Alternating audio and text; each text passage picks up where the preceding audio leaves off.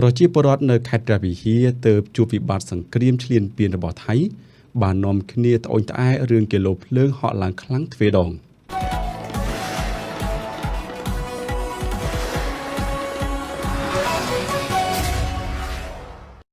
ប្រជាពលរដ្ឋនៅក្នុងខេត្តព្រះវិហារដែលទើបនឹងជួបវិបត្តិសង្គ្រាមឈ្លានពានរបស់ថៃមកលើទឹកដីកម្ពុជាបាននាំគ្នាត្អូញត្អែពីរឿងភ្លើងហក់ឡើងខ្ពស់ទ្វេដងបើធៀបនឹងខែមុនខណៈពួកគាត់ត្រូវចំណាយថ្លៃសេវាច្រើនមិនធ្លាប់ជួបប្រទះពីមុនមកការលើកឡើងនេះបានផ្ទុះឡើងនៅមូលដ្ឋានផងនិងលើបណ្ដាញសង្គម Facebook ដោយប្រជាពលរដ្ឋជាច្រើនអះអាងស្រដៀងគ្នាថាការប្រើប្រាស់អគ្គិសនីនៅតែដដែលឬប្រើតិចជាងមុនផងប៉ុន្តែវិក័យប័ត្របង្ហាញចំនួនគីឡូភ្លើងនិងថ្លៃបង់កើនឡើងខុសប្រក្រតីចំណែកភ្លើងងាយដាច់ធ្វើឲ្យខូចសម្ភារៈអគ្គិសនីរបស់ពួកគាត់ពលរដ្ឋរស់នៅក្នុងក្រុងព្រះវិហារបានលើកឡើងនៅថ្ងៃទី12ខែមិថុនាឆ្នាំ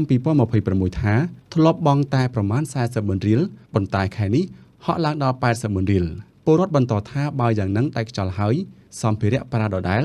តែគីឡូភ្លើងឡើងសាហាវរាល់ខែ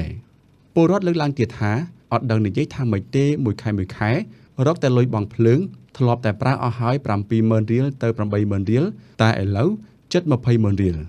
ស្រដៀងគ្នានេះដែរពលរដ្ឋនៅក្នុងស្រុកចំខ្សានក៏បានត្អូញត្អែថាលក់ដូរមិនសូវដាច់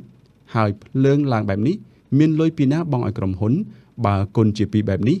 ហើយពួកគាត់ទើបនឹងជួបវិបត្តិសង្គ្រាមឈ្លានពានរបស់ថៃមកលើកម្ពុជារកលុយមិនទាន់បានទេពាក់ព័ន្ធករណីនេះដែរនៅថ្ងៃទី9ខែមិថុនាឆ្នាំ2026ក្រុមហ៊ុនអគ្គិសនីព្រះវិហារបានចេញសេចក្តីបំភ្លឺព័ត៌មានថាដោយមួយរយៈពេលចុងក្រោយនេះដោយសារមានភ្លៀងធ្លាក់ខ្លាំងលាយឡំជាមួយនឹងខ្យល់កន្ត្រាក់ទើបធ្វើឲ្យមានការដាច់ចរន្តអគ្គិសនីញឹកញាប់ពីខ្សែបណ្ដាញបញ្ជូនរងនៅលើអូតូទ្វារចរន្តលេខ5ពីអនុស្ថានីយ៍ព្រះវិហារបន្ទាប់ពីអាកាសធាតុបានស្ងប់ភ្លៀងក្រុមការងារបច្ចេកទេសខាងបញ្ជូនរងធ្វើការតភ្ជាប់អគ្គិសនីជូនអតិថិជនប្រើប្រាស់ជាធម្មតាវិញយ៉ាងនេះក្តីពលរដ្ឋបញ្ជាក់ថាការបំភ្លឺរបស់ក្រុមហ៊ុនអគ្គិសនីព្រះវិហារមិនត្រូវជាមួយខ្លឹមសារនៃការចង់បានរបស់ពួកគាត់នោះឡើយគឺជាចេតនាគេចវេះពីការពិតជុំវិញបញ្ហាខាងលើនេះលោកសុនច័ន្ទរក្សាប្រធានមន្ទីររាយនឹងធម្មពលខេត្តព្រះវិហារបានឲ្យដឹងនៅថ្ងៃទី12ខែមិថុនាឆ្នាំ2026ថា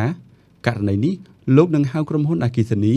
ដែលបើកអាជីវកម្មក្នុងខេត្តព្រះវិហារទាំងអស់មកជួបគ្នាជាមួយតំណាងពលរដ្ឋដើម្បីរកដំណោះស្រាយនៅថ្ងៃច័ន្ទដើមសប្តាហ៍នេះជុំវិញករណីនេះផងដែរឯកឧត្តមកឹមរិទ្ធីអភិបាលខេត្តព្រះវិហារបានលើកឡើងនៅក្នុងក្រុម Telegram យ៉ាងដូចនេះថា